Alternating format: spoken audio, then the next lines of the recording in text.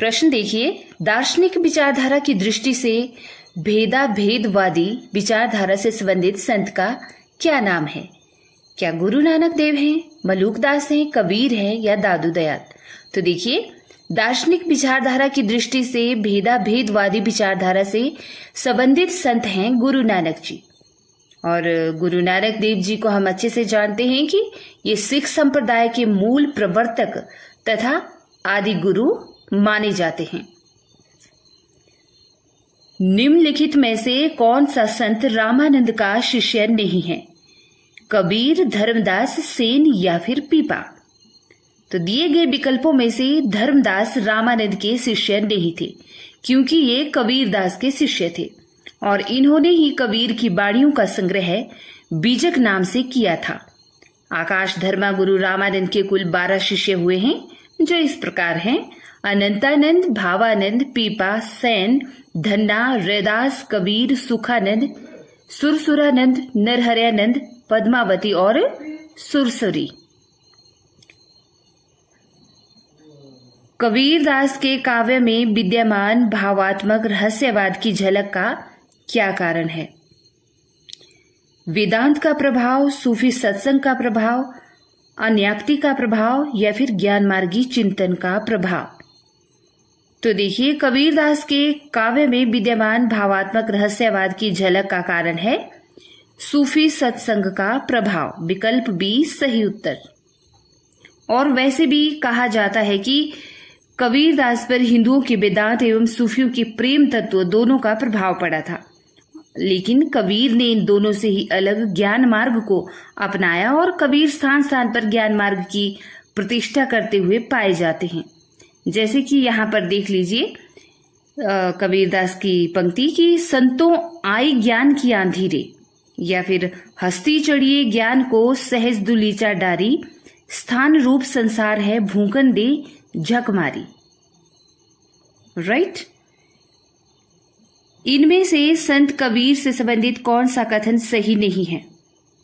कि वे निर्गुण ब्रह्म के उपासक थे, सत्संग और नाम स्मरण पर वे बहुत बल देते थे, वे माया को ईश्वर भक्ति में बाधक मानते थे, या फिर विभिन्न तीर्थों के प्रति उनके मन में श्रद्धा थी।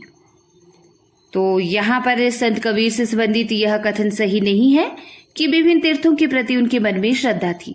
ठीक है, विकल्प डी, क्योंकि वे बाह्य आडंबरों का विरोध करते थे। और कबीरदास के संबंध में जो सही कथन हैं वे हैं कि वे निर्गुण ब्रह्म के उपासक थे, सत्संग और नाम स्मरण पर बहुत बल देते थे तथा माया को ईश्वर भक्ति में बाधक मानते थे। राइट? आगे देखिए, नेक्स्ट प्रश्न है, जो पे चिराई राम की करतो न लजातो, पंक्ति में चिराई शब्द का क्या अर्थ है? सेवा करना, चापलूसी करना, मोह करना या प्रेम करना? तो देखिए, जो पे चिराई राम की करतो न लजातो, इस पंक्ति में चिराई शब्द का अर्थ है सेवा करना। राइट? विकल्प ए सही उत्तर होगा। हंस जो रहा शरीर मह पांख जरा गा भागी, इस पंक्ति में हंस का क्या अर्थ है? बुद्धि, हंस, पक्षी या फिर जीव? तो देखिए, इस पंक्ति में हंस का अर्थ है जीव। विकल्प डी सही उत्तर। ठीक है। कस्तूरी कुंडली बसे मृग ढूंढे बन माही, ऐसे घटी घटी राम है दुनिया देखे नहीं। प्रस्तुत पद में क्या है? भावात्मक रहस्यवाद, शुद्धाद्वैतवाद, अद्वैतवाद या फिर इनमें से कोई नहीं? तो देखिए, प्रस्तुत पद में अद्वैतवाद दर्शन की झलक मिलती है। ठीक? और अद्वैतवाद के प्रवर्तक हैं शंकराचार्य। अद्वैतवाद सनातन दर्शन वेदांत के सबसे प्रभावशाली मतों में से एक है और अद्वैत मत के अनुसार जीव और ब्रह्मा की भिन्नता का कारण है माया, जिसे अविद्या भी कहते हैं। इसके अनुयायी मानते हैं कि उपनिषदों में इसके सिद्धांतों की पूरी अभिव्यक्ति है और यह वेदांत सूत्रों के द्वारा व्यवस्थित है। राइट? कबीर का हठ योग किस साहित्य से प्रभावित है? सिद्ध एवं नाथ साहित्य, जैन साहित्य, सूफी साहित्य या अपभ्रंश साहित्य? तो देखिए, कबीर का हठ योग सिद्ध एवं नाथ साहित्य से प्रभावित है और कबीर 15वीं सदी के भारतीय रहस्यवादी कवि और संत हैं। वे हिंदी साहित्य के भक्तिकालीन युग में ज्ञानाश्रयी निर्गुण शाखा के प्रवर्तक थे और इनकी रचनाओं ने हिंदी प्रदेश के भक्ति आंदोलन को गहरे स्तर तक प्रभावित किया है तथा इनके कुछ पद सिखों के आदि ग्रंथ गुरु ग्रंथ साहिब में भी देखने को मिलते हैं। दुर्गा सप्तशती का चंडी चरित्र के नाम से हिंदी में अनुवाद किसने किया? गुरु गोविंद सिंह ने, अंगद देव ने, अमरदास ने या फिर गुरु नानक देव ने? तो हम सभी अच्छे से जानते हैं कि गुरु गोविंद सिंह ने दुर्गा सप्तशती का चंडी चरित्र नाम से हिंदी में अनुवाद किया है। राइट। निम्नलिखित में से किसे संत कवि नहीं माना जाता? कबीरदास को, रैदास को, मलूकदास को या फिर ईश्वरदास को? तो यहां पर दिए गए विकल्पों में से विकल्प डी सही होगा। ईश्वरदास को संत कवि नहीं माना जाता है क्योंकि ईश्वरदास ज्ञानाश्रयी शाखा के सूफी काव्य धारा के कवि हैं। संत कवि मात्र उन्हें कहा जाता है जो ज्ञानाश्रयी निर्गुण भक्ति शाखा से संबंधित होते हैं। और प्रमुख संत कवि कौन कौन से हैं? तो उनमें नाम होंगे रैदास, कबीरदास, जमनाथ, हरिदास निरंजनी, गुरु नानक, सिंगा, लालदास, दादू दयाल, मलूकदास, बाबालाल और सुंदरदास। ये कवि संत कवि कहलाते हैं। ओके, आगे देखेंगे। नेक्स्ट प्रश्न है, निम्नलिखित में से कौन सी प्रवृत्ति संत काव्य की नहीं है? वर्णाश्रम व्यवस्था का समर्थन करना, जनजीवन का चित्रण करना, सदाचार आदि गुणों का प्रतिष्ठान करना, क्रोध, लोभ, मोह, हिंसा की निंदा करना। तो दिए गए विकल्पों में से विकल्प ए संत काव्य की विशेषता या प्रवृत्ति नहीं है कि वर्ण आश्रम व्यवस्था का समर्थन करना।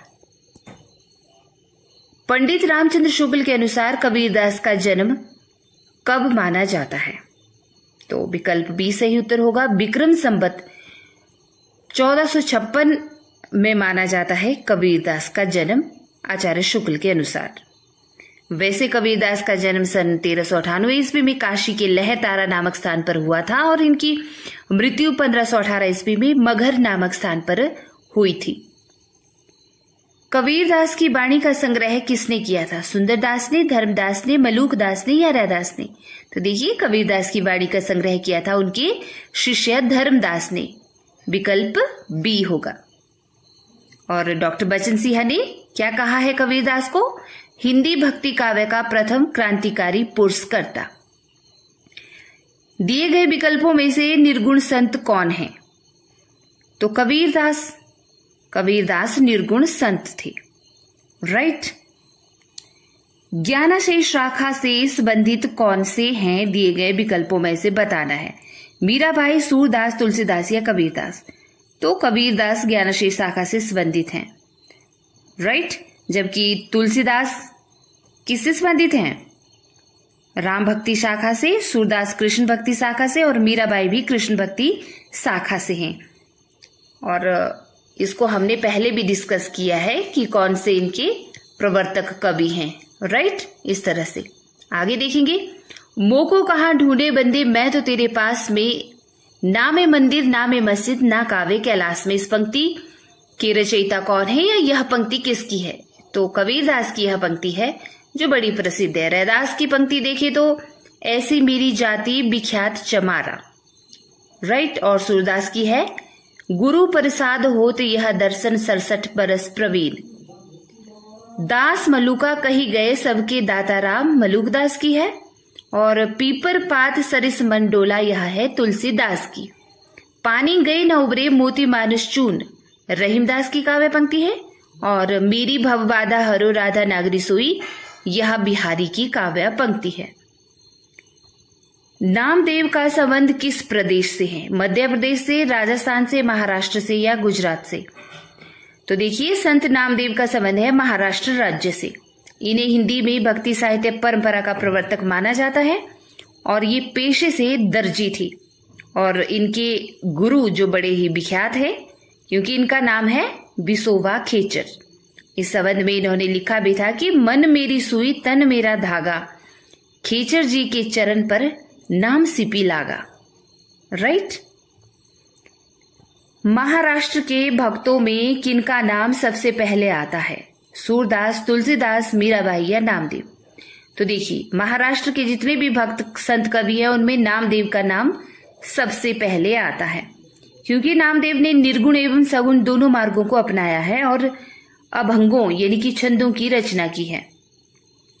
सूरदास तथा मीराबाई दोनों ही कृष्ण भक्ति परंपरा की सगुण भक्ति को अपनाने वाले कवि हैं तथा तुलसीदास राम भक्ति परंपरा की सगुण भक्ति को अपनाने वाले कवि हैं।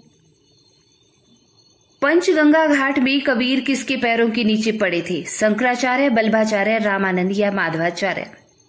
तो देखिए विकल्प सी सही उत्तर होगा। पंचगंगा घाट पर कबीर रामानंद के पैरों के नीचे पड़े थे। कहा जाता है कि रामानंद के पैर जब कबीर के ऊपर पड़े तो उनके मुख से राम राम शब्द निकला, जिसको कबीर ने गुरु मंत्र मानकर रामानंद के शिष्य हो गए। तो बहुत अच्छी बात है कबीर के संबंध में। आगे देखेंगे, इनमें ज्ञानाशेष शाखा के संत कबीर नहीं है। कौन से नहीं है? मलूकदास, धर्मदास, रैदास या परमानंद दास। तो देखिए विकल्प डी सही उत्तर होगा। परमानंद दास ज्ञानाशेष शाखा के संत कबीर नहीं है। राइट, क्योंकि ये कृष्ण भक्ति काव्यधारा के अष्टछापी कवि हैं। और इसके अलावा मैंने बता ही दिया है कि कौन कौन से ज्ञानाशेष शाखा के संत कवि हैं। राइट, अगर ज्ञानाशेष शाखा के प्रतिनिधि कवि पूछा जाए तो कबीरदास होंगे। कबीर के बीजक पर रची गई तिरजा टीका किसने लिखी है? पूरनदास ने, जगजीवन दास ने, भगवान दास ने या फिर पलटू साहब ने। तो देखिए विकल्प ए होगा। कबीर के बीजक पर रची गई तिरजा टीका के रचनाकार है पूरनदास, जबकि जगजीवन दास, भगवान दास तथा पलटू साहब ये तीनों असंगत हैं। यहाँ पर पूरनदास ने ही लिखी है कबीर के बीजक पर रची गई तिरजा नामक टीका। निम्नलिखित काव्य पंक्ति किस रचनाकार की है कि प्रभु जी तुम दीपक हम बाती, जाकी ज्योति बरे दिन राती। तो संत रैदास, जिन्हें कि रविदास के नाम से भी जाना जाता है, ये काव्य पंक्ति है कि प्रभु जी तुम दीपक हम बाती, जाकी ज्योति बरे दिन राती। ओके, और गुरु नानक देव की काव्य पंक्ति की बात करें तो जो नर दुख में दुख नहीं माने। और कबीरदास क्या कहते हैं कि मैं कहता हूं आंखें देखी, तू कहता है कागज लेखी। और दादू दयाल लिखते हैं कि अपना मस्तक काटी के वीर हुआ कबीर। कबीर की भक्ति का अनिवार्य अंग क्या है? मुक्ति, ज्ञान, प्रेम या फिर समाज सुधार। तो देखिए कबीर की भक्ति का जो अनिवार्य अंग है या तत्व है वह है ज्ञान, क्योंकि संत कवियों में एक भक्त, युग चिंतक और एक प्रखर व्यक्ति के रूप में कबीर का स्थान अन्यतम माना जाता है। और कबीर ने भक्ति को मुक्ति का एकमात्र साधन माना है। इनकी प्रमुख कृतियां साखी, शबद, रमेनी। कबीर ने आलोचक, सुधारक, पथ प्रदर्शक व समन्वयकर्ता के रूप में किन विषयों का उल्लेख किया है? चेतावनी, कुसंग, माया, कनक, कामिनी या फिर कपट, या फिर मंदिर मस्जिद, राम रवैया, या फिर ब्रह्मा जीव, माया स्त्री, या फिर रूप, दाम्पत्य प्रेम और ठगनी। तो देखिए यहां पर होगा विकल्प ए सही उत्तर। कबीर ने आलोचक, सुधारक, पथ प्रदर्शक व समन्वयकर्ता के रूप में चेतावनी, कुसंग, माया, कनक, कामिनी, कपट आदि विषयों का उल्लेख किया है। किस समीक्षक ने कहा कि शब्दों के जोड़ तोड़ में चमत्कार लाने की फेर में पढ़ना कबीर की प्रवृत्ति के प्रतिकूल था? आचार्य नंदुलारे ने, डॉक्टर गेदर ने, आचार्य हजारी प्रसाद द्विवेदी ने या फिर डॉक्टर श्याम सुंदर दास ने। तो देखिए यह कहा है समीक्षक डॉक्टर श्याम सुंदर दास ने। अब देखिए ये जितने भी नाम आपको विकल्प में हैं इनको हम कई बार आलोचक कहते हैं, कई बार समीक्षक, कई बार विद्वान। राइट, तो ये क्योंकि इस श्रेणी में आते हैं और इन्हें इस तरह के नामों से जाना जाता है। तो डॉक्टर श्याम सुंदर दास का ही यह कहना था कि शब्दों के जोड़ तोड़ में चमत्कार लाने के फेर में पढ़ना कबीर की प्रवृत्ति के प्रतिकूल था। आगे का प्रश्न देखेंगे हम। देखिए, मन मेरा सुई तन मेरा धागा, इस काव्य पंक्ति के कौन से कवि हैं? कबीर, नानक, नामदेव या दादू? तो नामदेव की पंक्ति है कि मन मेरा सुई तन मेरा धागा। और कबीरदास तो कहते हैं कि माधो मैं ऐसा अपराधी तेरी भक्ति होत नहीं साधी। और गुरु नानक कहते हैं कि जो नर दुख में दुखी नहीं माने। दादू दयाल कहते हैं कि अपना मस्तक काटी के वीर हुआ कबीर। कबीरदास के संबंध में लिखा है दादू दयाल ने। ओके, आगे देखिए। गहना एक कनक ते गहना, तामे भाव न दूजा। कहन सुनन को दुई करी थापे, यक निमाज यक पूजा। उपर्युक्त काव्य पंक्तियों की रचयिता कौन है? तो कबीरदास की ही यह काव्य पंक्तियां हैं, क्योंकि वे ही इस तरह की भाषा, इस तरह की वाणी का प्रयोग करते हैं जो व्यंग्यात्मक होती है। रामचंद्र शुक्ल के अनुसार आदि गुरु ग्रंथ साहब में रैदास जी के कितने पद संग्रहित हैं? 35, 30, 45 या 40? तो 40 पद हैं गुरु ग्रंथ साहिब में। ठीक है, जो आदि गुरु ग्रंथ साहिब है उसमें कवि रैदास के या संत रैदास के 40 पद संग्रहित हैं, ऐसा मानना है आचार्य रामचंद्र शुक्ल का। और रैदास निर्गुण काव्य धारा के संत कवि हैं। ये जाति के चमार थे और मीराबाई के गुरु थे। मैं कहता हूं आंखन देखी, तू कहता है कागज लेखी।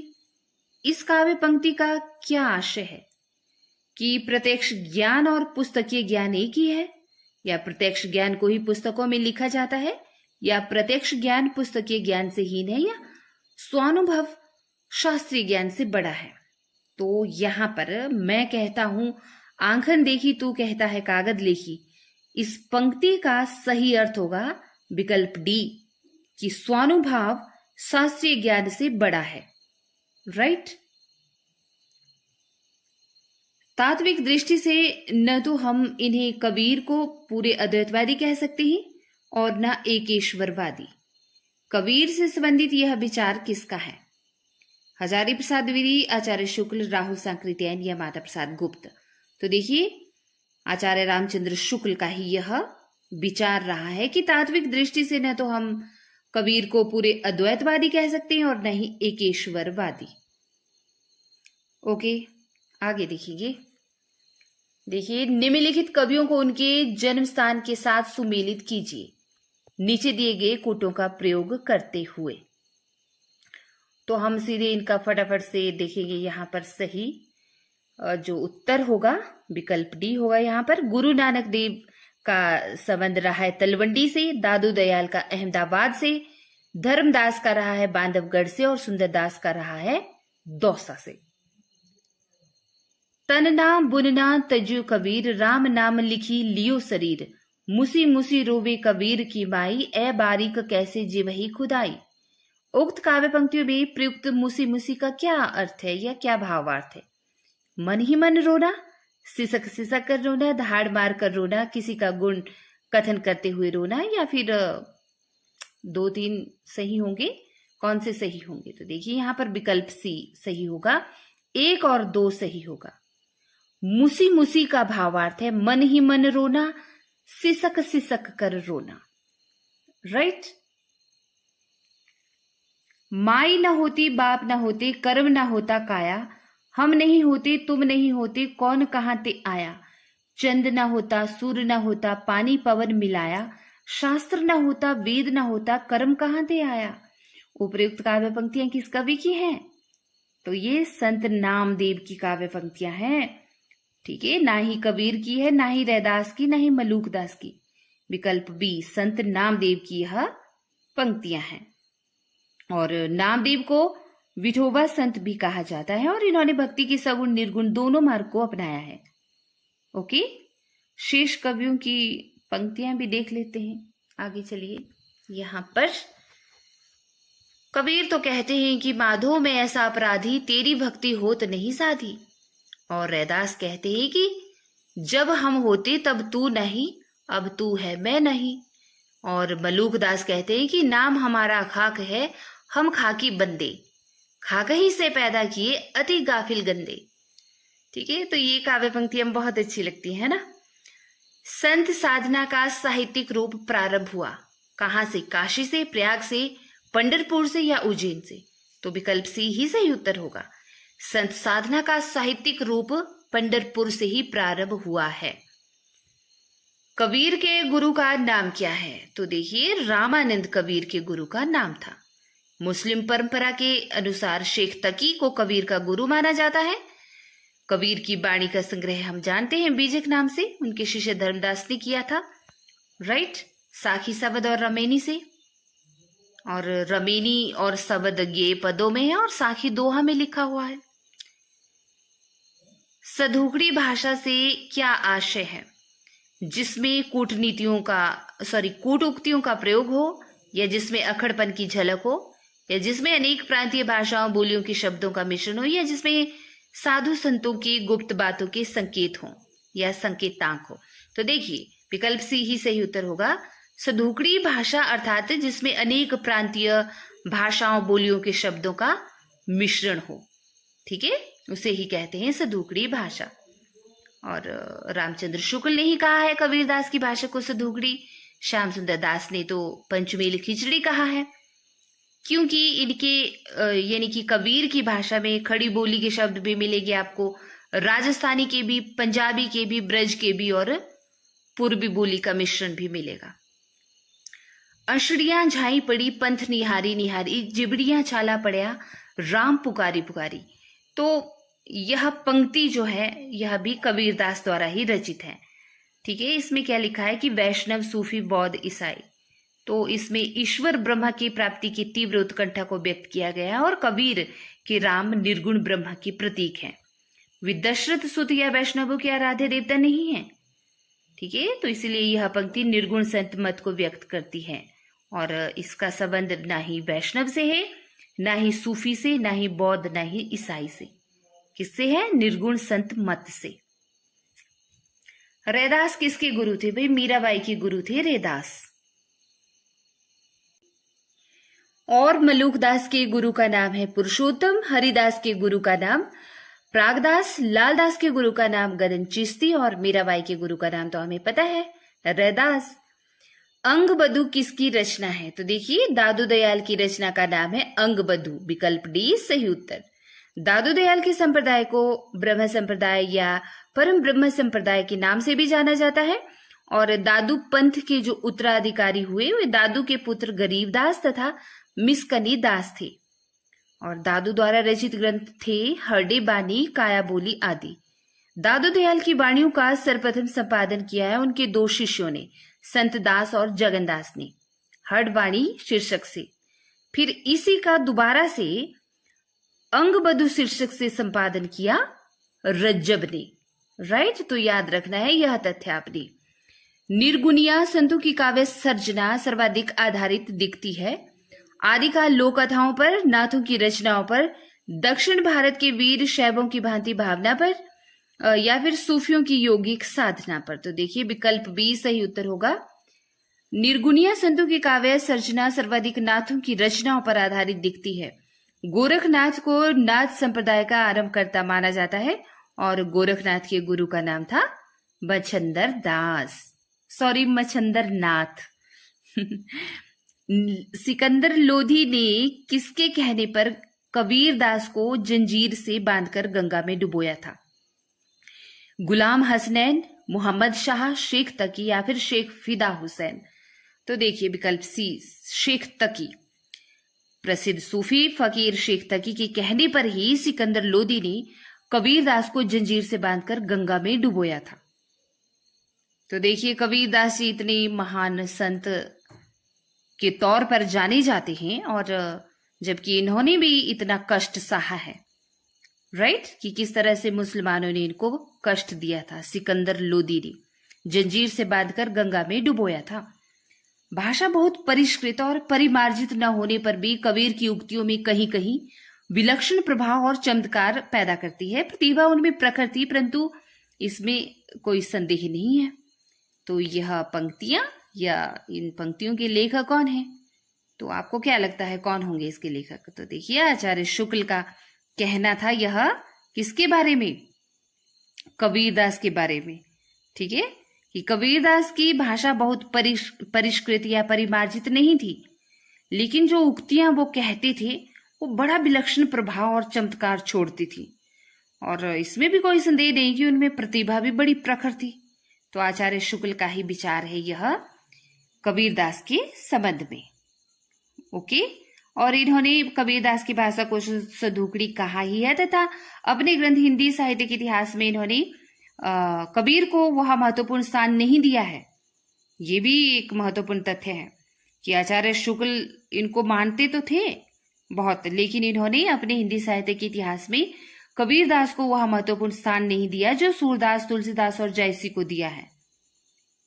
तो ये भी तथ्य है। देखिए आगे का प्रश्न देखिए, तुम जिनी जानो गीत है यह निज ब्रह्मा विचार, किसने कहा है? कबीरदास ने, रैदास ने, सूरदास ने या तुलसीदास ने? तो कबीरदास का ही यह कहना रहा है कि तुम जिनी जानो गीत है यह निज ब्रह्मा विचार। और उनके द्वारा कहा गया एक और कथन है कि जाति न पूछो साधु की, पूछ लीजिए ज्ञान। तो कबीरदास ने ऐसे बहुत सारे कथन कहे हैं जो अपने आप में बड़े विलक्षण हैं। निम्नलिखित विकल्पों में से जो संत काव्य की विशेषता नहीं है उसे छांटना है। बाह्य आडंबरों का खंडन तो है, गुरु का महत्व भी है, सगुण ईश्वर की उपासना नहीं है, जाति पाति का विरोध भी है। ठीक है, क्योंकि ये तो निर्गुण ईश्वर को मानते हैं, सगुण की तो इसमें बात ही नहीं है, तो इसीलिए विकल्प सी होगा सही उत्तर। कबीर के शासक के समकालीन थे, तो कबीरदास सिकंदर लोदी के समकालीन थे। ठीक है, और सिकंदर लोदी ने कबीरदास पर बड़े अत्याचार भी किए थे, क्योंकि इसका उल्लेख हमें कहाँ मिलता है? अनंत दास की जो लिखी हुई है ना, जो काव्य ग्रंथ लिखा है अनंत दास ने कबीर परिचय नाम से, उसमें उन्होंने लिखा है कि सिकंदर लोदी ने कबीरदास पर बड़े अत्याचार किए थे। ओके, तो आपने ध्यान रखना है।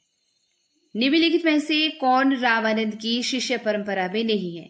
कबीरदास, नरहरिदास, मलूकदास या रैदास? तो मलूकदास रामानंद की शिष्य परंपरा में नहीं है। मलूकदास के गुरु का नाम था पुरुषोत्तम, और आचार्य शुक्ल के अनुसार रामानंद के 12 शिष्य हुए हैं, जिनको हमने पहले भी डिस्कस किया है, बाकी दोबारा से देख लीजिए। अनंतानंद, सुखानंद, सुरसुरानंद, नरहरानंद, भावानंद, पीपा जो राजपूत थे, कबीरदास जो जुलाहा थे, सेना जो नाई थे, धन्ना जो जाट थे, रैदास जो चमार थे, पद्मावती और सुरसरी। तो ये 12 शिष्य थे रामानंद के, आचार्य शुक्ल के अनुसार। आगे देखिए कि कबीरदास की मृत्यु कहाँ हुई है? काशी में, मगहर, बनारस, इलाहाबाद? तो मगहर में हुई है 1518 ईस्वी में कबीरदास की मृत्यु। संत काव्य नाम किसने दिया? आचार्य शुक्ल ने, राहुल सांकृत्यायनी ने, रामकुमार वर्मा या हजारी प्रसाद द्विवेदी?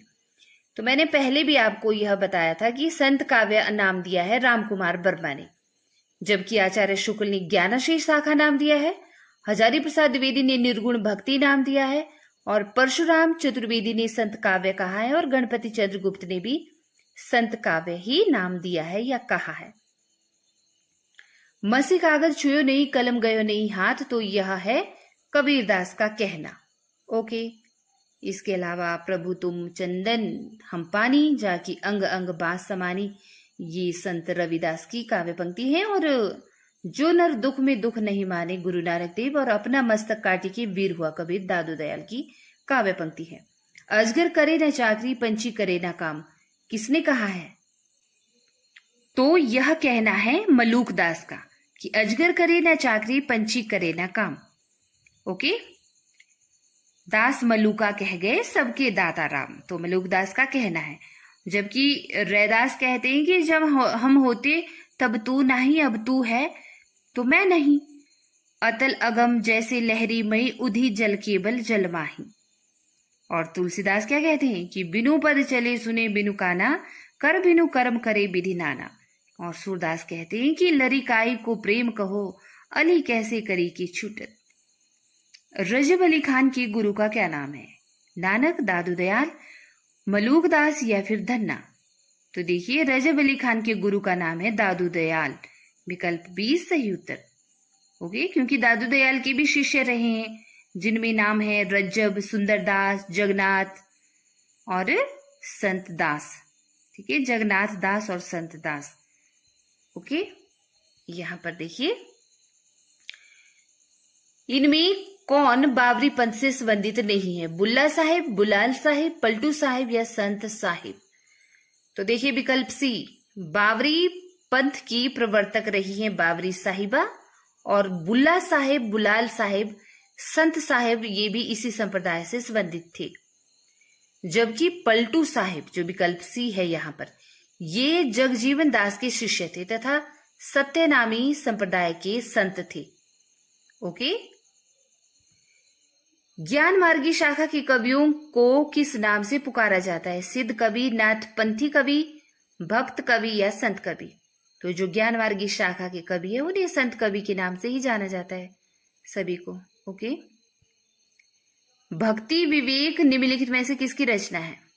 मलुकदास, सुंदरदास, नावादास, दादू दयाल। तो मलुकदास की रचना है भक्ति विवेक, विकल्प ए सही उत्तर। और भी मलुकदास की रचनाएं हैं, ज्ञान बोध, रतन खान, सुख सागर, रामावतार लीला, ब्रज लीला और धूप चरित आदि। कबीर की वाणी का संग्रह विजय कहलाता है। इसके कितने भाग हैं? तो इसके 3 भाग हैं, विकल्प बी सही उत्तर। संत साहित्य में प्रयुक्त बंकनाली का पर्याय निम्नलिखित में से कौन नहीं है? त्रिकुटी, वक्रनाली, राजदंत या शंकिनी? तो देखिए वक्रनाली, विकल्प बी। हिंदी साहित्य के भक्ति काल की ज्ञान मार्गी शाखा के संत कवियों के साहित्य में उल्लिखित वंकनाली शब्द का वक्रनाली का पर्याय नहीं है। ओके, तो ध्यान रखना है आपने यह तथ्य। जन्म काल के अनुसार निम्नलिखित कवियों का सही क्रम बताना है। गुरु नानक, कबीरदास, दादू दयाल और मलुकदास जैसे नाम यहां पर हैं। तो देखिए जन्म काल के अनुसार कवियों का सही क्रम होगा, सबसे पहले होंगे कबीरदास जी 1398 ईस्वी, उसके बाद गुरु नानक जी 1469 ईस्वी, फिर दादू दयाल 1544 ईस्वी, फिर मलुकदास 1574 ईस्वी। सवंगी रचना किसकी है? तो हम सभी जानते हैं रज्जब की रचना है सवंगी, विकल्प डी सही उत्तर। ओके, और रज्जब ने अंगबधु नाम से दादू दयाल की रचनाओं का संकलन किया है। निम्नलिखित रचनाओं को उनके कवियों के साथ सुमेलित करना है। तो बीजक तो कबीरदास की है, अखरावट जयसी की है, भक्तमाल नाभादास की, और श्याम सगाई किसकी है? नंददास की है या फिर हित हरिवंश की है? तो देखिए श्याम सगाई है नंददास की। ओके, यहां पर कोड वर्ड में विकल्प सी सही उत्तर होगा। आगे देखेंगे, मुसलमान अनुयायी कबीरदास को किनका शिष्य मानते हैं? शेख तकी का, रजब का, मुइनुद्दीन चिश्ती, नूर मोहम्मद। तो विकल्प ए, मुसलमान अनुयायी जो हैं कबीर को शेख तकी का शिष्य मानते हैं। लेकिन सर्वविदित है कि ये रामानंद की शिष्य परंपरा में सबसे अग्रणी माने जाते हैं।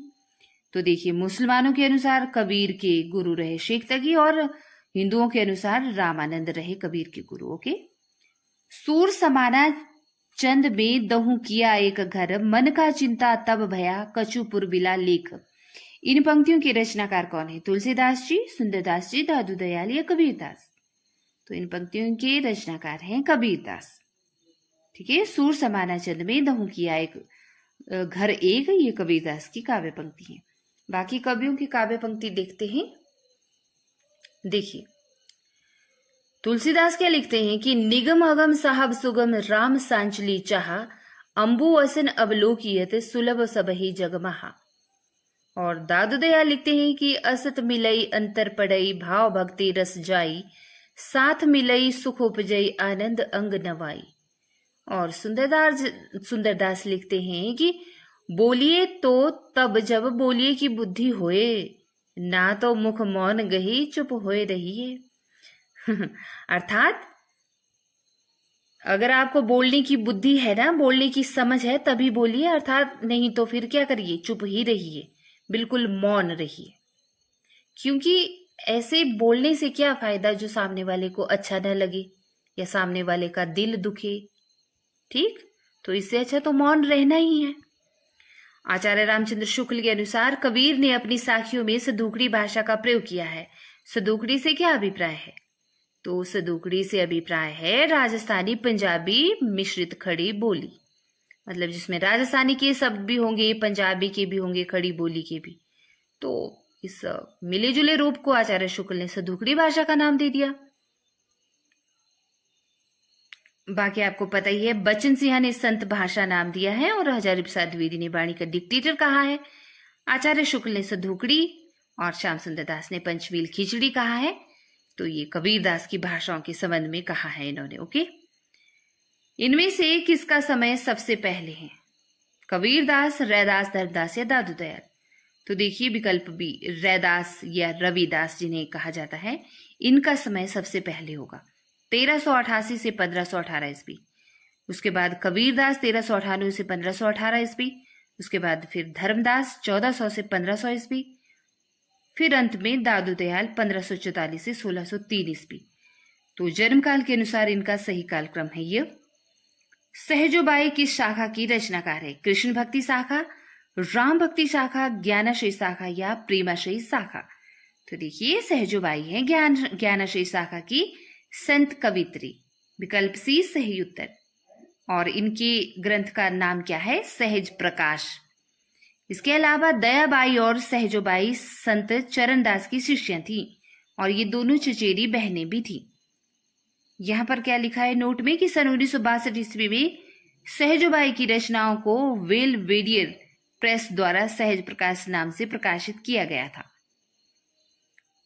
निर्गुण काव्य धारा की प्रवृत्ति नहीं है, तो क्या नहीं है? वात्सल्य रस की प्रधानता, या फिर प्रकृति पर चेतन सत्ता का आरोप, या रूढ़ियों एवं बाह्याडंबरों का विरोध, या फिर आश्रयदाता की प्रशंसा करना? तो देखिए निर्गुण काव्य धारा की प्रवृत्ति है, क्या है?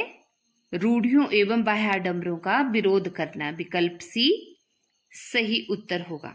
ठीक है, क्योंकि देखिए इसमें वात्सल्य रस की प्रधानता तो हमें कहीं भी देखने को नहीं मिलती निर्गुण काव्य में। न ही इन्होंने प्रकृति पर कोई कुछ लिखा है, न ही आश्रयदाता अपने आश्रयदाताओं की प्रशंसा की है, क्योंकि भक्ति काल में तो हम देखते हैं कि अपने आराध्य देवता की ही सबने भक्ति की है, चाहे वो निर्गुण रूप में हो चाहे सगुण रूप में। लेकिन यहाँ पर निर्गुण काव्य धारा की विशेष प्रवृत्ति पूछी है, तो इन्होंने रूढ़ियों एवं बाह्य आडंबरों का विरोध किया है। आगे देखेंगे हम प्रश्न को। कबीरदास किस काव्य धारा का प्रतिनिधित्व करते हैं? तो सीधी सी बात है, विकल्प ए संत काव्य धारा का प्रतिनिधित्व करते हैं कबीरदास जी, जबकि सूफी काव्य धारा का प्रतिनिधित्व करते हैं मलिक मोहम्मद जैसी, और राम भक्ति काव्य धारा का प्रतिनिधित्व तुलसीदास तथा कृष्ण भक्ति काव्य धारा का प्रतिनिधित्व सूरदास करते हैं। ओके, और संत काव्य का तो कबीरदास करते हैं। तो आपने ये तथ्य याद रखने हैं।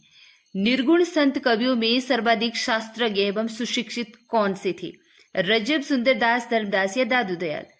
तो यह बहु चर्चित प्रश्न है कि निर्गुण जितने भी संत कवि हुए उनमें सर्वाधिक शास्त्रज्ञ एवं सुशिक्षित माने जाते हैं सुंदरदास जी। ओके, और सुंदरदास ने काशी में रहकर संस्कृत व्याकरण, साहित्य तथा दर्शन का गंभीर अध्ययन करने के बाद 12 वर्ष तक योग साधना भी की है।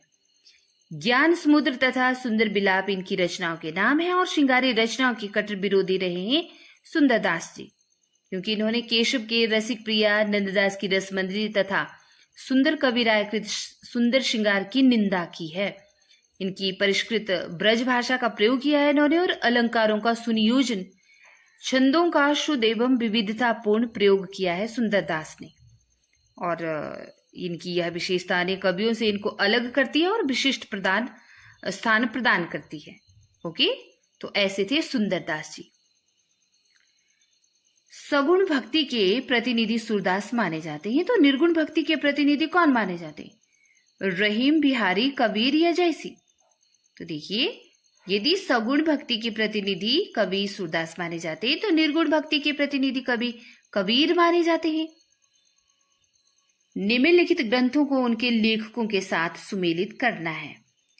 सर्वंगी, ज्ञानबोध, प्रेम पगास और शब्द सागर जैसे नाम है यहाँ पर। तो देखिए सर्वंगी, जिसको सवंगी नाम से भी जाना जाता है, यह पुस्तक है रजब की लिखी हुई। ज्ञानबोध है मलूक दास की लिखी हुई। प्रेम पगास है धरनी दास की लिखी हुई, और शब्द सागर है बुल्ला साहब की, तथा अंग बधु है दादू दयाल की लिखी हुई। तो इसीलिए यहाँ पर कौन सा विकल्प सही होगा? कोड वर्ड में देखेंगे आगे। विकल्प बी सही होगा। ओके, ये रहे यहां पर इनके सही विकल्प, नाम सही। हृदय वाणी एवं अंगबद्धू किसकी वाणी के संकलन है? तो दादू दयाल की। हृदय वाणी और अंगबद्धू दादू दयाल की ही वाणियों के संकलन है। ओके, क्योंकि इनके बारे में हमने पहले भी पढ़ा कि इनके जो शिष्य हुए थे संत दास और जगन्नाथ दास, इन्होंने हृदय वाणी से, इस शीर्षक से, हृदय वाणी शीर्षक से दादू दयाल की वाणियों को संग्रहित किया। फिर बाद में रज्जब ने अंगबद्धू शीर्षक से दोबारा से इनके संग्रहों को प्रस्तुत किया, ओके, संपादन करके। और सुखसागर, ज्ञान बोध, रतन खान, भक्ति विवेक, 12 खड़ी आदि ये मलुकदास के प्रमाणिक ग्रंथ हैं, तथा ज्ञान समुद्र, सुंदर विलास सुंदरदास की रचनाएं हैं, और कबीरदास की वाणी बीजक नाम से प्रसिद्ध है, जिसे धर्मदास ने संकलित किया है। ज्ञान बोध के रचनाकार कौन है? अभी हमने देखा मलुकदास की रचना है ज्ञान बोध। चंडी चरित्र किसकी विशिष्ट साहित्यिक रचना है? तो गुरु गोविंद सिंह की। विकल्प ए सही उत्तर होगा। और गुरु गोविंद सिंह सिखों के 10वें और अंतिम गुरु माने जाते हैं, और यह इनकी बड़ी साहित्यिक विशिष्ट रचना मानी जाती है। ठीक है, चंडी चरित्र। और 10म ग्रंथ गुरु गोविंद सिंह की रचनाओं का संग्रह है, और सिख गुरु अर्जुन देव ने गुरु ग्रंथ साहिब नामक पुस्तक का संकलन किया है, तथा यह पुस्तक सिखों का सबसे पवित्र धार्मिक ग्रंथ भी है। ओके, निम्नलिखित में से संत काव्य परंपरा के अंतर्गत न आने वाले कवि का नाम बताना है। कबीरदास तो आते हैं, नानक भी आते हैं, दादू दयाल भी आते हैं, नंददास नहीं आते संत काव्य परंपरा में। विकल्प डी सही उत्तर। इनमें से कौन सा कथन असत्य है? ज्ञानश्री शाखा के कबीर निराकार की उपासना करते हैं, कबीर संत कवि हैं, प्रभु जी तुम चंदन हम पानी रैदास की पंक्ति है, संत तुलसीदास ज्ञानश्री शाखा के कवि हैं। तो देखिए विकल्प डी ही यहाँ पर गलत है, असत्य है, क्योंकि संत तुलसीदास ज्ञानश्री शाखा के नहीं हैं, बल्कि राम भक्ति धारा के प्रतिनिधि कवि हैं। चलिए, नीमा किस कवि की माता का नाम था? कबीरदास की। नीरू और नीमा, राइट। इनके जन्म के विषय में, कबीरदास के जन्म के विषय में भी यह दोहा प्रसिद्ध है, जैसे कि जना विधवा ब्राह्मणी ने था, काशी सर में त्याग दिया, तंतु वाय नीरू नीमा ने पालन कबीरा दास किया, रामानंद के परम शिष्य थे, जाति पाति का भेद मिटाया, पंचमेल खिचड़ी भाषा लिखकर निराकार प्रभु रूप दिखाया। तो ये इनके विषय में बड़ा प्रसिद्ध दोहा है कबीरदास जी के विषय में। ठीक है, जो इनके बारे में सब कुछ बयां करता है कि इनको किसने जन्म दिया, कहाँ पर इनका पालन पोषण हुआ, किसने किया, कौन इनके गुरु थे और इन्होंने क्या किया। ओके, सब बताता है यह दोहा। इसमें कोई संदेह नहीं है कि कबीर को राम नाम रामानंद से ही प्राप्त हुआ, पर आगे चलकर कबीर के राम रामानंद के राम से भिन्न हो गए। तो यह कथन किसका है? राहुल सांकृत्यायन, रामचंद्र शुक्ल, हजारी प्रसाद द्विवेदी या माता प्रसाद गुप्त? तो देखिए, आचार्य शुक्ल का ही यह मानना रहा है कि इसमें कोई संदेह नहीं कि कबीर को राम नाम रामानंद से प्राप्त हुआ, लेकिन आगे चलकर कबीर के राम रामानंद के नाम से अलग हो गए, भिन्न हो गए। ठीक है, तो आचार्य शुक्ल का ही यह कहना है। और आचार्य शुक्ल ने क्या क्या कहा है, बाकी कवियों ने क्या क्या कहा है कबीरदास के बारे में, ये सब हम अच्छे से ही डिस्कस कर चुके हैं। बहुत दिनन थे मैं प्रीतम पाए, भाग बड़ी घरी बैठी आए, मंगलाचार माही मन रखो, राम रसायन रमना चाशो। किसकी पंक्तियां हैं? तुलसीदास, रैदास, दादू या फिर कबीर? देखिए, कबीरदास की यह पंक्ति है। ओके, कबीर की भाषा के संदर्भ में कौन सा वाक्य गलत है? कबीर की भाषा में खरापन पाया जाता है, या कहीं कहीं इनकी भाषा गंवारू लगती है, या इनकी भाषा में साहित्यिक कोमलता पाई जाती है, या इनकी भाषा में अखड़पन पाया जाता है? तो देखिए, कबीर की भाषा के संदर्भ में जो विकल्प यहाँ पर गलत है वह है विकल्प सी, कि कबीर की भाषा में साहित्यिक कोमलता मिलती है देखने में। ठीक है, बाकी इनकी भाषा कहीं कहीं गंवारू भी लगती है, अखड़पन भी पाया जाता है ना, और इनकी भाषा में खरापन है, यह भी सही विशेषता है, लेकिन साहित्यिक कोमलता है, यह सही नहीं होगा। और आचार्य शुक्ल ने कबीर की भाषा को सधुकड़ी कहा, श्याम सुंदर दास ने पंचमील खिचड़ी कहा, आचार्य हजारी प्रसाद द्विवेदी ने वाणी का डिक्टेटर कहा। कबीर की वाणी में स्थान स्थान पर भावात्मक रहस्यवाद की झलक को आचार्य रामचंद्र शुक्ल ने किसके सत्संग का प्रसाद कहा है? सूफियों के सत्संग का प्रसाद। ठीक है, विकल्प सी सही उत्तर होगा, क्योंकि सगुण उपासकों का तो यहाँ पे नाम नहीं होगा, कृष्ण भक्तों का भी नहीं होगा, राम भक्तों का भी नहीं होगा, तो विकल्प सी ही होगा, सूफियों के सत्संग का। 1455 साल गए चंद्रवर एक ठाठ गए, जेठ सुदी बरसायत को पूर्णमासी तिथि प्रगट भय।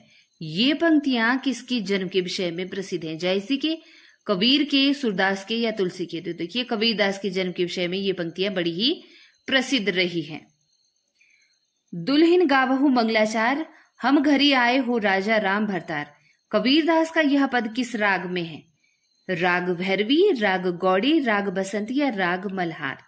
तो राग गौड़ी में यह है कबीरदास जी का पद जो है। ठीक है, राग गौड़ी में इसको गाया जाता है कि दुल्हिन गावहु मंगलाचार, हम घरी आए हो राजा राम भरतार। विकल्प बी सही उत्तर होगा। कबीर की वाणी का संग्रह किस नाम से प्रसिद्ध है? बीजक नाम से। विकल्प ए सही उत्तर। आगे देखेंगे, इसमें कोई संदेह नहीं कि कबीर ने ठीक मौके पर जनता के उस बड़े भाव को संभाला जो नाथपंथियों के प्रभाव से प्रेम भाव और भक्ति रस से शून्य और शुष्क पड़ता जा रहा था। तो ये पंक्तियां हैं आचार्य रामचंद्र शुक्ल की। विकल्प ए सही उत्तर, क्योंकि काफी बार हमने डिस्कस किया है, इसीलिए फटाफट से हम देखेंगे प्रश्नों को। किस काव्य धारा में मूर्ति पूजा और अवतारवाद का विरोध किया गया है? तो संत काव्य धारा में। विकल्प बी सही उत्तर। अपने काव्य के आधार को स्पष्ट करते हुए किसने कहा कि मैं कहता हूं आंखन देखिए और तू कहता है कागज लिखिए? तो कबीरदास, हमारे प्यारे कबीरदास। विकल्प सी सही उत्तर। ज्ञानाशय निर्गुण काव्य का दार्शनिक आधार क्या है? शुद्धाद्वैतवाद, विशिष्टाद्वैतवाद, द्वैतवाद या फिर अद्वैतवाद? तो देखिए विकल्प डी, ज्ञानाशय निर्गुण काव्य का दार्शनिक आधार है अद्वैतवाद। ओके, जबकि शुद्धाद्वैतवाद से प्रभावित रहे सूरदास जी और विशिष्टाद्वैतवाद से प्रभावित रहे तुलसीदास जी। रैदास किस धारा एवं शाखा के कवि थे? तो हम सभी अच्छे से जानते हैं रैदास, या जिनको रविदास के नाम से भी जाना जाता है, निर्गुण धारा ज्ञानशय शाखा के कवि थे। विकल्प बी सही उत्तर। आगे देखेंगे, देखिए आगे का पद देखिए, काव्य पंक्तियां कि जाके कुटुंब सब ढोर ढोवत, फिरही अजहू बनारसी आसा पासा, आचार सहित विपन करही दंडूती, तीन तने रविदास दासानुदासा। तो ये पंक्तियां रविदास की हैं और इन काव्य पंक्तियों की में किन भावों की विवेचना हुई है? लोक व्यवहार की, वर्ण व्यवस्था की, विनय की या गर्भोक्ति की? तो देखिए विकल्प बी होगा यहाँ पर कोड वर्ड में। इसमें ए, बी और सी तीनों सही होंगे। ठीक है, लोक व्यवहार भी मिलता है इन काव्य पंक्तियों में, वर्ण व्यवस्था का जिक्र भी मिलता है और विनय यानी कि प्रार्थना भी की गई है। तो ए, बी और सी सही होगा, डी नहीं होगा। ओके, निम्नलिखित कृतियों को उनके रचनाकारों के साथ सुमेलित करना है। तो आप देखकर समझ गए होंगे। जप्पू जी है गुरु नानक देव की, रस मंजरी है नंददास की, वर्वे नायिका भेद है आपके रहीमदास की और वैराग्य संदीपनी है तुलसीदास की। Am I right? Yes, right. जप्पू जी नानक, रसमंजरी नंददास, वर्वे नायिका भेद रहीमदास और वैराग्य संदीपनी तुलसीदास। कबीरदास को मानवतावादी कवि क्यों कहा जाता है? वे मानव थे, वे मानव के बीच नहीं रहते थे, या उन्होंने मानव मानव में भेद न करते हुए सबके उत्थान की बातें की, या मानव की पीड़ा की परवाह ही नहीं की? कबीरदास को मानवतावादी कवि क्यों कहा जाता है भाई? क्यों? क्योंकि इन्होंने मानव मानव में भेद न करते हुए सबके उत्थान की बातें की है। विकल्प सी सही उत्तर। चलिए, रैदास का दूसरा नाम रविदास। विकल्प सी सही उत्तर। और इनका देखिए बड़ा ही प्रसिद्ध दोहा रहा है कि मन चंगा तो कठौती में गंगा, और प्रभु जी तुम चंदन हम पानी। प्रश्न देखिए, कबीर को किस संप्रदाय का प्रवर्तक माना जाता है? तो सीधे हम बात करेंगे विकल्प डी की, निर्गुण संप्रदाय के प्रवर्तक रहे हैं कबीरदास जी। जबकि पुष्टि मार्गीय संप्रदाय के प्रवर्तक रहे हैं बल्लभाचार्य जी तथा सखी संप्रदाय के रहे हैं स्वामी हरिदास। ओके, और सगुण संप्रदाय के प्रतिनिधि कवि रहे हैं गोस्वामी तुलसीदास जी। याद रखना है। गुरु ग्रंथ साहब में किस कवि की रचनाएं संकलित हैं? तो कबीरदास की। गुरु ग्रंथ साहब में भी इनकी रचनाएं संकलित हैं। उलट बांसियां किसने लिखी? भाई कबीरदास ने लिखी। विकल्प ए सही उत्तर। तो देखिए यहां पर उलट बांसी का प्रयोग देखिए यहां पर। एक अचंभा देखा रे भाई, ठाड़ा सिंह चरावे गाय, पहले पूत पीछे भई माई, चेला के गुरु लागे पाई। ठीक है, तो क्या आप अच्छे से बिल्कुल इजीली आसानी से समझ गए इसका अर्थ? नहीं समझे ना? तो इसी को उलट बांसी कहते हैं। बात को घुमा फिरा कर टेढ़े मेढ़े ढंग से कहना, थोड़े व्यंग्यात्मक ढंग से कहना, और थोड़ा सा टफ भी होता है इसका जो अर्थ है उसको ग्रहण करना। ठीक है, अब देखिए सूफी काव्य से संबंधित जितने भी प्रश्न पूछे गए वो यहां पर हैं आपके सामने। कि फूल मरे पे मरे ना बासु, यह प्रसिद्ध उक्ति किस कवि की है? दादू की, कबीर की, रैदास की या जयसी की? तो मलिक मोहम्मद जयसी की यह काव्य पंक्ति है कि फूल मरे पे मरे ना बासु, अर्थात जो फूल होते हैं ना वो मुरझा जाते हैं, मर जाते हैं, लेकिन उनकी बास जो होती है, उनकी सुगंध वो नहीं मुरझाती, वो ज्यों की त्यों बनी रहती है। तो मलिक मोहम्मद जयसी की जो पद्मावत है वहीं से यह काव्य पंक्ति रखी गई है यहाँ पर कि फूल मरे पे मरे न बासु। और जयसी जी का पूरा नाम मलिक मोहम्मद जयसी, जो सूफी काव्य धारा के प्रतिनिधि कवि और इनका बड़ा ही प्रसिद्ध रचना रहा है पद्मावत। 1540 ईस्वी में रचा हुआ। और जयसी ने पद्मावत के विषय में कहा था कि सन 927 आहा कथा आरंभ बैन कवि कहा। ओके, और इनकी अन्य रचनाओं की बात करें तो कन्हावत, अखरावट व आखिरी कलाम। इसके अलावा तुम प्रभु जी तुम चंदन हम पानी, ये तो कवि रैदास की पंक्ति है। निम्न में से कौन सा युग्म सुमेलित नहीं है? इंद्रावती नूर मोहम्मद की है, बिल्कुल सही। हंस जवाहिर कासिम शाह की है, बिल्कुल सही। चित्रावली उस्मान की है, बिल्कुल सही। लेकिन मधुमालती कुतुबन की नहीं है। ठीक है, क्योंकि मधुमालती है मंझन की, याद रखना है। और कुतुबन की कौन सी है? मृगावती। ओके, आगे देखिए। नेक्स्ट प्रश्न है यहां पर कि पद्मावत का बंगला अनुवाद किसने किया था? मगन ठाकुर ने, आलो उजाला ने, नसरुद्दीन हुसैन ने या सुजाउद्दौला ने? तो पद्मावत का बंगला में अनुवाद किया था आलो उजाला ने। विकल्प बी सही उत्तर। देखिए यह अनुवाद अराकान राज्य के वजीर मगन ठाकुर ने सन 1650 ईस्वी के आसपास आलो उजाला नामक एक कवि से कराया था। ओके, याद रखना है। उदधि आई तेई बंधन किन्हा, इति दसमाथ अमर पद दिल लिन्हा। पंक्तियों के रचनाकार कौन है? कुतुबन, तुलसी, जयसी या सूरदास? तो मलिक मोहम्मद जयसी की यह काव्य पंक्ति है। उदधि आई तेई बंधन किन्हा, इति दसमाथ अमर पद लिन्हा। मलिक मोहम्मद जयसी। यहाँ पर क्या लिखा है कि मलिक मोहम्मद जयसी की ये पंक्तियां इनके प्रसिद्ध सूफी महाकाव्य पद्मावत के लक्ष्मी समुद्र खंड से ली गई हैं। और दोहा और चौपाई छंद में लिखा गया महाकाव्य है पद्मावत, अवधी भाषा में लिखा हुआ, जिसकी रचना सन 947 हिजरी यानी कि 1540 ईस्वी में की गई है। और विजयदेव नारायण शाही ने पद्मावत को हिंदी की अपने ढंग की अकेली ट्रेजिक कृति कहा है। तो देखिए प्रश्न क्या बनता है कि हिंदी की अपने ढंग की अकेली ट्रेजिक कृति कौन मानी जाती है? पद्मावत। किसने कहा है? विजयदेव नारायण शाही ने। और आचार्य शुक्ल ने पद्मावत को क्या कहा? समासोक्ति काव्य कहा है। नागमती वियोग खंड से संबंधित सही तथ्य कौन सा होगा? यहाँ पर यह 12मासा शैली में लिखा गया है। 12मासा की शुरुआत जयसी ने की है। जयसी ने जेठ आषाढ़ी नामक 13वें महीने का उल्लेख किया है। यह नागमती के आंसू से सारी सृष्टि भीगी हुई जान पड़ती है। बताना है कौन कौन से सही होंगे। तो विकल्प सी 1 और 4 सही होगा। नागमती वियोग खंड 12मासा शैली में लिखा गया है और नागमती के आंसू से सारी सृष्टि भीगी हुई जान पड़ती है। ओके, 1 और 4 सही। आगे का प्रश्न देखेंगे हम। तपे लागी अब जेठ अषाढ़ी, मोही पीऊ बिछाजनी भई गाढ़ी। तन तिन उर्भा झुरों खरी, भई बरखा दुख आगरी जरी।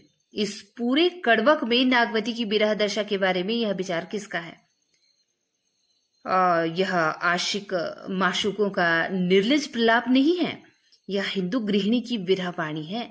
इसका सात्विक मर्यादापूर्ण माधुर्य मनोहर है। तो देखिए, ये इतना कुछ किसने लिखा है?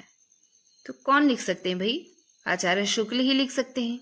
ठीक है, तो विकल्प बी आचार्य रामचंद्र शुक्ल का यह कहना है, और यह पद्मावत से ही लिया गया है, नागमती वियोग खंड से। ओके, जिसमें कि नागमती की विरह की दशा का वर्णन भी है, और ये कड़वक शैली में लिखा हुआ है। और इसके लिए आचार्य शुक्ल लिखते हैं कि यह आशिक माशुकों का निर्लज प्रलाप नहीं है, यह हिंदू गृहिणी की विरह वाणी है। ठीक है, इसका सात्विक और मर्यादापूर्ण माधुर्य मनोहर चित्रण है इसमें। ठीक है, तो इसमें लज्जा शर्म की बात नहीं है, बल्कि इसमें एक जो गृहिणी होती है ना, उसकी जो विरह व्यथा होती है अपने पति के प्रति, अगर वह उसका पति किसी विरहिणी का पति कहीं चला गया हो तो उसकी याद में जो गृहिणी होती है वो कैसे तड़पती है। तो आचार्य शुक्ल यहाँ पर बड़े ही मर्यादापूर्ण शब्दों में, मनोहर शब्दों में लिखते हैं कि इसमें मर्यादा भी मिलती है हमें देखने में। ठीक है, जो जैसी ने जैसे वर्णन किया है, तो इसमें शर्म लाज हमें महसूस नहीं होती, मर्यादा का भी इसमें देखने को मिलता है चित्रण, और माधुर्य मनोभाव का चित्रण मिलता है, और एक गृहिणी की विरह वाणी हमें देखने को मिलती है, जो ये कड़वक यहाँ पर प्रस्तुत किया गया है। ठीक है, चलिए आगे देखेंगे हम। जी हाँ, और आचार्य शुक्ल ने प्रेम गाथा की परंपरा में क्या कहा है कि पद्मावत को सबसे प्रौढ़ और सरस माना है प्रेम गाथा की परंपरा में। ओके, हिंदी साहित्य का सर्वश्रेष्ठ विरह वर्णन, नागमती का विरह वर्णन किस ग्रंथ में है? तो पद्मावत में है। विकल्प ए सही उत्तर। पद्मावत जैसी की ऐसी कृति है जो 57 खंड है। ठीक है, 57 खंडों में वर्णित है। और आचार्य शुक्ल क्या कहते हैं कि पद्मावत की कथा पूर्वार्ध कल्पित लगती है और उत्तरार्ध ऐतिहासिक लगती है। इसके अलावा अखरावट, आखिरी कलाम, चित्ररेखा, कन्हावत जैसी की अन्य रचनाएं हैं, और जो यहाँ पर मृगावती दी है वो कुतुबन की रचना है, तथा मधुमालती मंजन की रचना है। ठीक है, निम्न विकल्पों में से किसे हिंदी की शैली नहीं मानेंगे? मसनवी को, संस्कृत निष्ठ हिंदी को, दक्षिणी को, हिंदुस्तानी को देंगे? तो बात जाहिर सी है, विकल्प ए ही होगा। मसनवी को हम हिंदी की शैली में नहीं मानेंगे, क्योंकि ये सूफियों की शैली रही है। और मसनवी शैली में क्या क्या होता है, क्या अर्थ होता है इसका? क्योंकि देखिए, मसनवी शैली में जो काव्य लिखने का ढंग होता है उसमें 4 चरण होते हैं। सबसे पहले तो ये अपने ईश की वंदना करेंगे, फिर पैगंबर की स्तुति करेंगे, फिर साहिब वक्त यानी कि तत्कालीन बादशाह की प्रशंसा करेंगे, फिर अपना आत्म परिचय देंगे। ठीक है, तो इस तरह से जब इस शैली में लिखा जाता है तो उसे मसनवी शैली कहा जाता है। निम्नलिखित महाकाव्यों में से कौन सा महाकाव्य मलिक मोहम्मद जैसी द्वारा लिखा गया है? तो बिना किसी देरी के पद्मावत सही उत्तर होगा, क्योंकि पद्मावत, अखरावट, आखिरी कलाम, चित्ररेखा, कहरनामा, मसलनामा, कन्हावती ये जैसी के महत्वपूर्ण ग्रंथ रहे हैं। और देखिए, विजय देव नारायण शाही ने पद्मावत को हिंदी में अपने ढंग का अकेली ट्रेजिक कृति कहा है, और पद्मावत का जो नागमती वियोग खंड है वह हिंदी साहित्य की अनुपम निधि मानी जाती है। अनुपम निधि, नागमती वियोग खंड। ठीक है, तो आपने याद रखना है। कौन सी रचना जैसी की नहीं है? चित्ररेखा, अखरावट, चिताई वार्ता या कहरनामा? चिताई वार्ता जैसी की नहीं है, क्योंकि यह नारायण दास की रचना है, 1590 ईस्वी की। ओके, और देखिए, शुक्ल जी ने जैसी का क्षेत्र तुलसी की अपेक्षा परिमित माना है, पर इसमें प्रेम वेदना अत्यंत गूढ़ है। यहाँ पर जैसी और तुलसी का यहाँ पर कंपैरिजन किया है। ओके, शुक्ल जी ने क्या माना है कि जैसी का जो क्षेत्र है वो तुलसी की अपेक्षा बड़ा ही परिमित है, पर प्रेम वेदना बड़ी ही गूढ़ है, गहरी है। ठीक है, मुल्ला दाऊद 1370 ईस्वी की अवधी भाषा की पहली कृति कौन सी है? तो चंदायन, जिसे कि लोर कहा के नाम से भी जाना जाता है। ठीक है, मुल्ला दाऊद की कृति रही है बड़ी ही प्रसिद्ध, चंदायन नाम से इसको लोर कहा या लोर कथा भी कहा जाता है। देखिए, रामकुमार वर्मा मुल्ला दाऊद को सूफी या प्रेमार्गी शाखा का कवि मानते हैं। रामकुमार वर्मा ने मुल्ला दाऊद को अपने इतिहास ग्रंथ में संधि काल के अंतर्गत रखा है और डॉक्टर माधव प्रसाद गुप्त ने चंदायन को लोर कहा या लोर कथा नाम से संबोधित किया है। आचार्य रामचंद्र शुक्ल कुतुबन की रचना है मृगावती, उसको सूफी या प्रेमार्गी शाखा के प्रथम कवि मानते हैं। और मुल्ला दाऊद कृत चंदायन के नायक तथा नायिका हैं लोर और चंदा। लोर जिनको लोरिक भी कहा जाता है। चंदायन में प्रयुक्त भाषा अवधी है और ये दोहा चौपाई छंद में लिखी गई है। इसके अलावा जो यहाँ पे पथिक दिया गया है ना विकल्प में, वो किसकी रचना है? रामनिज त्रिपाठी की और यशोधरा मैथिलीचंद गुप्त की है, जो हमने आधुनिक काल के अंतर्गत देखा है। इसके अलावा जो वीरांगना उपन्यास है उसके रचनाकार भी रामनिज त्रिपाठी हैं। और एक और कविता है वीरांगना नाम से, जो केदारनाथ अग्रवाल की है। देखिए, यहाँ पर आचार्य शुक्ल ने मुल्ला दाऊद कृत चंदायन का समय 1379 ईस्वी माना है। ओके, तो आपने याद रखना है कि मुल्ला दाऊद की रचना का नाम है चंदायन, जिसको कि लोर कहा या लोर कथा भी कहा जाता है। चलिए, तन चितोर मन राजा किन्हा हिये सिंघल बुद्धि पद्मिनी चिन्हा पंक्तियां किस ग्रंथ की हैं? तो पद्मावत की हैं, विकल्प से सही उत्तर होगा। ठीक है, आगे देखेंगे हम प्रश्नों को। मलिक मोहम्मद जैसी ने आखिरी कलाम में किस बादशाह की प्रशंसा की है? बाबर की, शहंशाह की, हुमायूं की या अकबर की? तो देखिए, मलिक मोहम्मद जैसी ने आखिरी कलाम में बाबर की प्रशंसा की है, विकल्प ए सही उत्तर होगा। ओके, यहां पर देखिए तथ्य, देखिए कुछ। पद्मावत जिसमें प्रणय गाथा कही गई है, अखरावट जिसमें वर्णमाला के एक एक अक्षर को लेकर सिद्धांत संबंधी तत्वों से भरी चौपाइयां लिखी गई हैं, आखिरी कलाम जिसमें प्रलय से संबंध कथा तथा बाबर की प्रशंसा कही गई है, और चित्ररेखा जो कि एक लघु प्रेमाख्यानक है जैसी का। ठीक है, कहरनामा इसमें आध्यात्मिक विवाह की चर्चा है तथा यह कहरवा शैली में लिखा गया है जैसी द्वारा। तो ये जैसी के कुछ ग्रंथ हैं और ये इनकी विषय वस्तु रही है। ओके, सूफी कवि किस शाखा से संबंधित थे? तो प्रेमाशय शाखा से संबंधित हैं सारे के सारे सूफी कवि, विकल्प डी सही उत्तर होगा। निम्नलिखित में से कौन सा कवि सगुण भक्ति धारा का कवि नहीं है? सूरदास, कुतुबनी, रसखानी या नंददास? तो कुतुबनी ऐसे कवि हैं जो सगुण भक्ति धारा के कवि नहीं गिने जाते, क्योंकि कुतुबनी सूफी कवि थे और चिश्ती वंश के प्रवर्तक शेख बुरहान के शिष्य थे। राइट, अब यहां पर कहा है कि 1501 ईस्वी में कुतुबन ने मृगावती की रचना की है अवधी भाषा में, दोहा चौपाई छंद में। आगे देखेंगे हम। देखिए, जैसी के पद्मावत में पद्मावती कहाँ की राजकुमारी थी? सिंहल द्वीप की, नागदेश की, अवंतिका की या चित्तौड़ की? तो जैसी की पद्मावत में पद्मावती जो है वो सिंहल द्वीप की राजकुमारी है। ठीक है, विकल्प ए सही उत्तर। और यहाँ पर प्रतीक भी है इस पद्मावत महाकाव्य में, कौन सा बुद्धि का प्रतीक है, कौन मन का प्रतीक है। ठीक है, जैसे रत्न सेन को मन या आत्मा का प्रतीक माना गया है, सिंहल द्वीप को हृदय का तथा पद्मावती को सात्विक बुद्धि या परमात्मा का प्रतीक माना गया है। आगे का प्रश्न है, उन्होंने सामान्य हृदय तत्वों की सृष्टि व्यापिनी भावना द्वारा मनुष्य और पशु पक्षी सबको एक जीवन सूत्र में बद्ध देखा है। किसने? तुलसीदास ने, सूरदास ने, जयसी ने या घनानंद ने? तो देखिए, मलिक मोहम्मद जयसी ने। ठीक है, क्या किया है? सामान्य हृदय तत्व की सृष्टि व्यापिनी भावना से मनुष्य और पशु पक्षी सबको एक ही जीवन के सूत्र में बद्ध देखा है।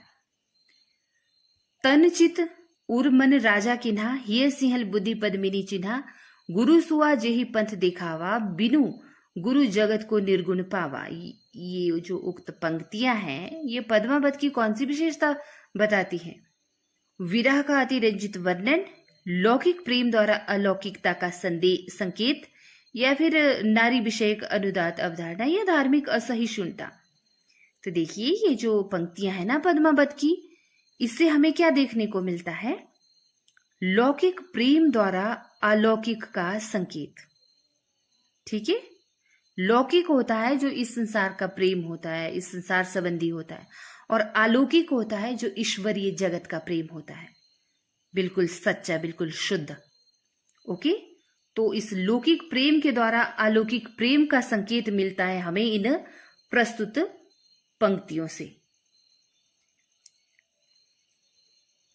इनमें से अवधि की प्रारंभिक कृति कौन मानी जाती है?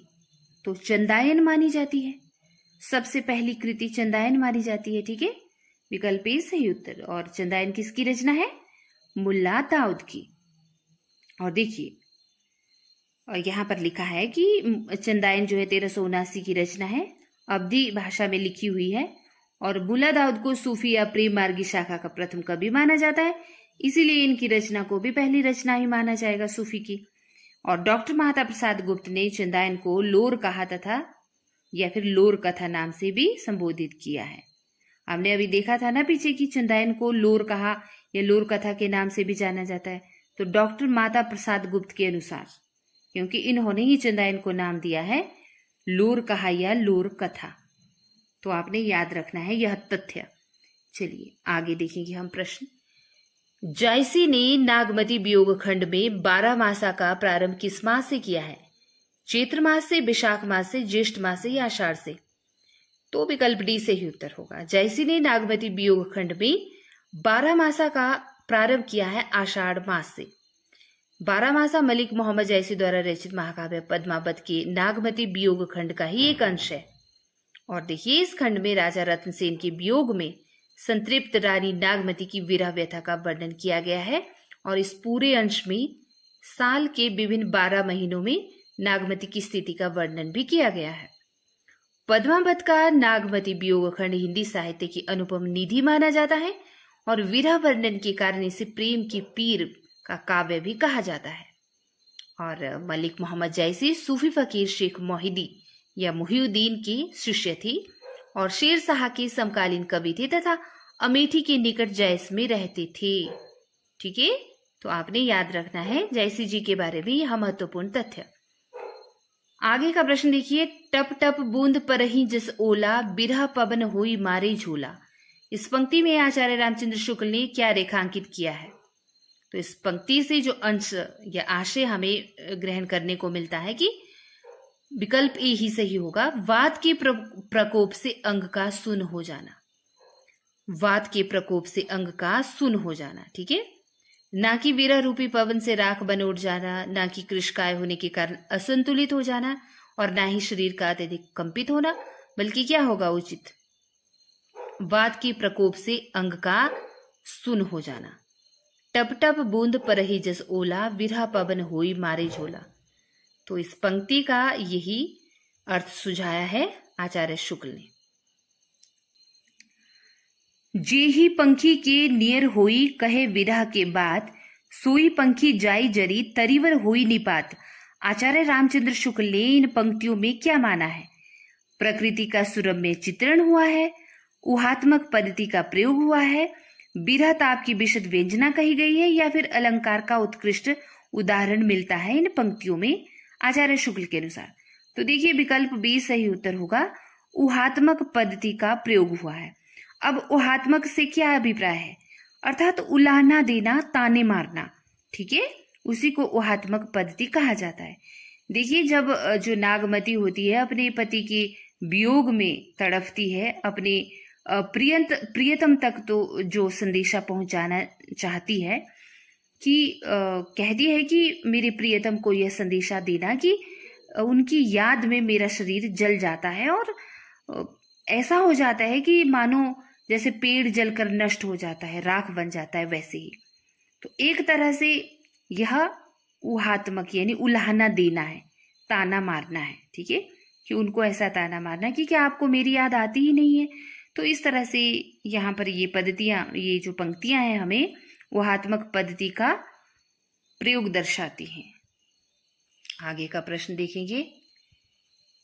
पियू सो कहेऊ संदेशना है भौरा, हे काग सो धनी विरहे जरी मुई, तेही क धुआं मह लाग। मैं भौरे व काग को अलग अलग संबोधित करने की व्याख्या के प्रसंग में आचार्य शुक्ल का क्या कथन है? यह अलंकार का प्रभाव है, रंग की समानता से यही संभव है, आवेग की दशा में ये उचित है, यह छंद की पाद मूर्ति हेतु किया गया है। तो देखिए विकल्प सी, आवेग की दशा में यही उचित है। ठीक है, यहां भी नागमती का ही वियोग वर्णन है कि प्यूं सो कहूं सदेशड़ा, कि मेरे पिया को यह संदेशा देना, हे भौरों, हे काग, है ना, सबको, प्रकृति के जितने भी ये यहाँ पर उद्दीपन रखे गए हैं भौरा के माध्यम से, काग के माध्यम से, तो उन सबको उलाहना देती है। कौन? नागमती, कि मेरे पिया को संदेशा दो जाके। ठीक है, जो धनी विरहे जरी मुई, तेहिक धुआं महन लाग। तो यहाँ पर आचार्य शुक्ल का कहना है कि आवेग अर्थात जो मन में भावनाएं उमड़ती हैं, ठीक है, जो जज्बात उमड़ते हैं, उन्हीं को आवेग की दशा कहा है यहाँ पर। और प्रेम मार्गी सूफी शाखा के प्रतिनिधि कवि हैं जैसी, तथा यहाँ पर विप्रलंब श्रृंगार का वर्णन भी है, क्योंकि देखिए विप्रलंब श्रृंगार के प्रधान कवि कही जाते हैं मलिक मोहम्मद जैसी। और इन पंक्तियों में तो हमें रानी के हृदय की सहानुभूति की संभावना ही देखने को मिलती है। ठीक है, चाहे वो भौरे के माध्यम से, कवि के माध्यम से हो, कि एक बिरहिणी जो होती है किस तरह विरह की आग में जलकर धुएं से काली हो गई है, उसके अंतर्मन जो है उसका काला हो गया है, और जिसमें वह निरंतर जल रही है। सम दुख भोगियों में परस्पर सहानुभूति का अत्यंत स्वाभाविक चित्रण यहाँ पर हमें देखने को मिलता है इन पंक्तियों में। ठीक है, तो बड़ा ही अनूठा और बड़ा ही गूढ़ वर्णन देखने को मिलता है प्रेम का। वह भी कैसा? श्रृंगार वर्णन, लेकिन कैसा? वियोग पक्ष का। ठीक है, और जैसीकृत पद्मावत में कुल 57 खंड है, और इनका जो प्रिय अलंकार है जैसी जी का, वह है उत्प्रेक्षा अलंकार। पद्मावत को अवधि का प्रथम महाकाव्य माना जाता है और इसकी भाषा ठेठ अवधि है। इसके अलावा पद्मावत को प्रतीकात्मक काव्य भी कहा जाता है, और विजय देव नारायण शाही ने तो पद्मावत को हिंदी में अपने ढंग की